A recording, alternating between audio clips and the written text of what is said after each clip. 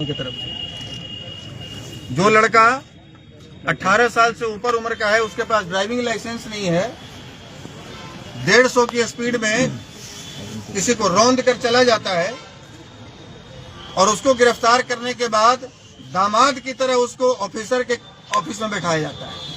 जब मैं सुबह आया तो देखा, पूछा कि भाई वो गिरफ्तार लड़का कहाँ है, तो यहाँ जो ड्यूटी पर सिपाही थे उन्होंने कहा कि साहब के कमरे में बैठे हुए।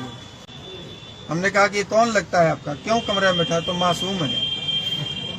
ये यहाँ के स्टाफ का स्टेटमेंट था कि मासूम है, और वो मासूम न जाने कितने मासूमों की जिंदगी खराब कर दिया। 3 दिन पहले वो 18 वर्ष अपना जन्मदिन भी मनाया है। हमारे घर के 2 मासूम बच्चे, आलोक के बेटे, वो जो एक 3 साल का है और एक 6 साल का है, मासूम वो है या इनके नजर में वो मासूम है जिसने उनके पिता को रौंद दिया गाड़ी से?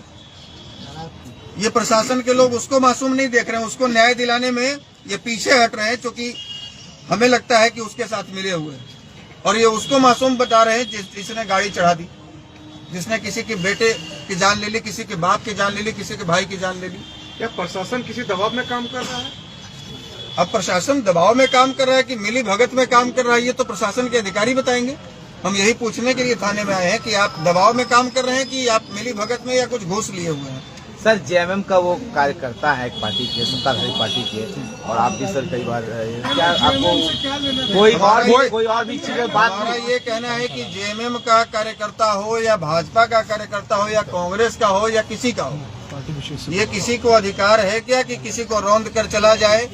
और यदि ठीक है, तुम कहते हो कि भाई गलती से रौंद दिए, भाई गलती से यदि रौंदा है तो तुम्हारा फर्ज बन रहा था, यदि मेरे बेटे ने गलती की और मैं घटनास्थल पे पहुंच गया तो मेरा फर्ज बनेगा कि जो घायल है पहले उसको उठा के हॉस्पिटल में इलाज करवाए। लेकिन तुम 1 घंटे तक मेरे भाई को हॉस्पिटल में नहीं जाने दिए। जिस समय वो पड़ा हुआ था एक्सीडेंट की अवस्था में, जब वो घायल था, अभी डीएसपी साहब ये बात कह रहे हैं कि जब मैं जानकारी लिया तो मुझे पता चला कि आपका भाई बोल रहा था। वो कह रहा था कि यहाँ दर्द हो रहा है, इधर पैर पकड़िए, इधर हाथ सीधा कीजिए। जब वो बोल रहा था, इसका मतलब है कि 1 घंटे के भीतर यदि इलाज हो जाती तो बच जाता।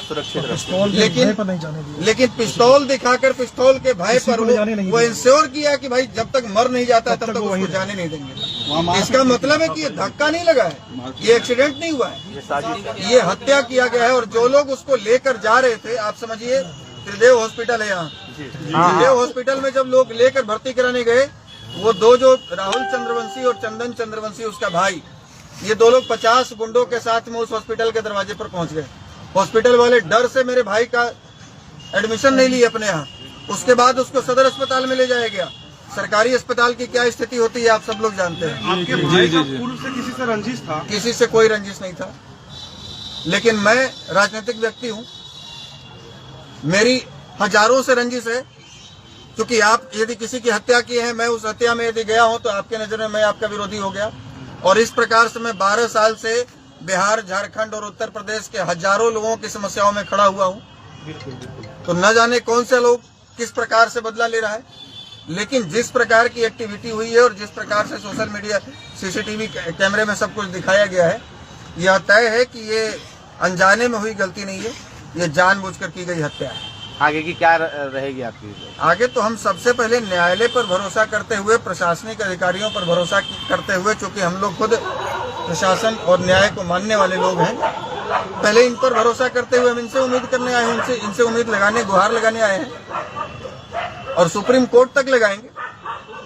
इसमें जो भी शामिल है, मैं आप सभी मीडिया बंधुओं के माध्यम से कह दे रहा हूं, इसमें जो भी शामिल है, चाहे वो किसी पार्टी का कार्यकर्ता है, चाहे वो कोई नेता है, चाहे वो मंत्री है, चाहे वो अधिकारी है, चाहे वो थाना प्रभारी है, चाहे वो आईओ है, किसी को छोड़ने नहीं जा रहा हूं। कोई नहीं बचेगा। तो इसके लिए मुझे अपने मरते दम तक संघर्ष करना होगा। हम संघर्ष करेंगे, लेकिन सबको टंगवाएंगे, ये बात हम कह रहे हैं।